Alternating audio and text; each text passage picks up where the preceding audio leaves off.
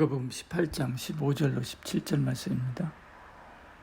사람들이 예수께서 만져주심을 바라고 자기 어린 아기를 데리고 오매 제자들이 보고 꾸짖거늘 예수께서 그 어린 아이들을 불러 가까이 하시고 이르시되 어린 아이들이 내게 오는 것을 용납하고 금하지 말라.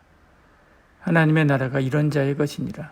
내가 진실로 너희에게 이르노니 누구든지 하나님의 나라를 어린아이와 같이 받아들이지 않는 자는 결단코 거기 들어가지 못하리라 하시니라. 아멘. 15절에 사람들이 예수께서 만져주심을 바라고 자기 어린 아기를 데리고 오매 제자들이 보고 꾸짖거늘 이렇게 말씀합니다. 어린아이를 사랑하시는 주님의 모습이 잘 드러나는 그런 장면이 있죠. 시간과 장소에 대해서는 언급이 없지만 전체 일정으로 볼 때 예루살렘을 향하여 여행하는 동안에 있었던 베레아 지방의 어느 한 곳으로 추정됩니다. 당시 유대인들은 첫 돌을 맞는 아이들을 유명한 랍비에게 데리고 와서 축복받는 관습이 있었습니다. 아마도 이런 생각에서 부모가 아이를 데리고 예수님께 갔을 것입니다.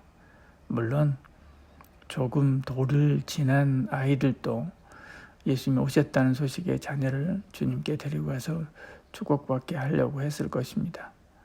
이처럼 우리가 우리 자녀가 복된 삶을 살기 바란다면 주께 인도해야 되지요. 결국 자녀도 개인적으로 주님을 만나야 되고요. 구원받아야 됩니다. 또한 영원한 부모이신 하나님의 품 안에서 살아야 복되기 때문에 그렇습니다. 그러므로 늘 주의 말씀으로 양육하여 주님을 만나게 해야 되지요. 16절에 예수께서 그 어린 아이들을 불러 가까이 하시고 이르시되 어린 아이들이 내게 오는 것을 용납하고 금하지 말라. 하나님의 나라가 이런 자의 것이니라 말씀합니다. 제자들은 아이를 데리고 온 부모들을 꾸짖습니다. 별 볼 일 없는 아이들 때문에 주님의 귀중한 시간과 노력을 빼앗기지 않게 하려고 하는 배려지요. 주님은 오히려 그들을 꾸짖습니다. 아이들이 내게 오는 것을 용납하고 금하지 말라라고 말씀하죠. 하나님의 나라는 이런 자의 것이고 이런 자를 통해 이루어 가실 것이기 때문에 그렇습니다. 주님은 대단한 능력자를 데리고 하나님의 나라를 세우지 않습니다.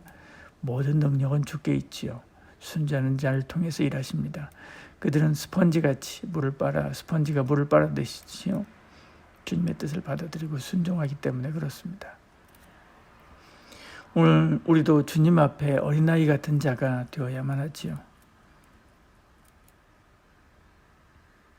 17절에 내가 진실로 너희에게 이르노니 누구든지 하나님의 나라를 어린아이와 같이 받아들이지 않는 자는 결단코 거기 들어가지 못하리라 하시니라 말씀합니다.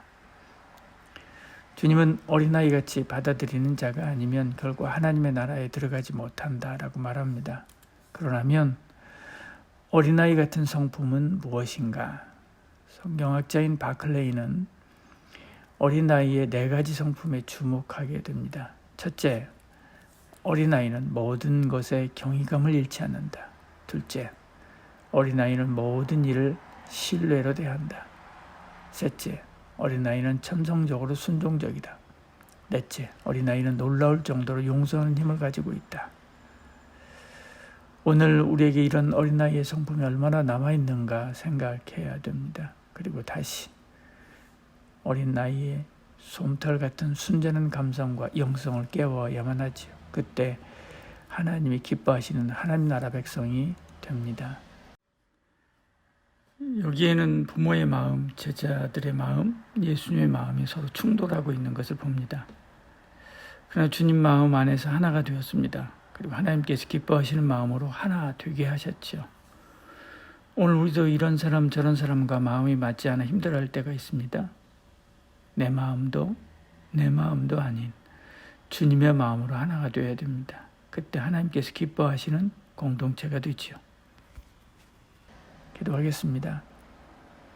주님, 우리는 단단한 어린이 되고자 어른이 되려고 합니다. 주님은 그러나 어린아이의 마음을 잃지 말라라고 말씀합니다. 오늘 우리의 생각을 돌이켜서 순전한 마음으로 주 따르게 하시고 어린아이 같은 마음으로 살게 하여 주시옵소서. 예수님 이름으로 기도합니다. 아멘.